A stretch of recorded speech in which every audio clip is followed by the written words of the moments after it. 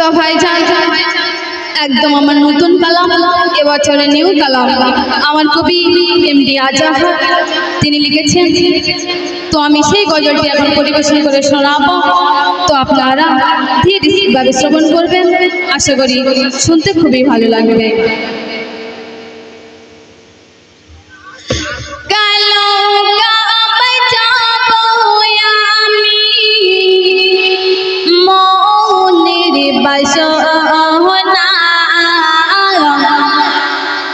কবুল করো আল্লাহ তুমি আমার মনের তামান্না, কবুল করো আল্লাহ তুমি আমার মনের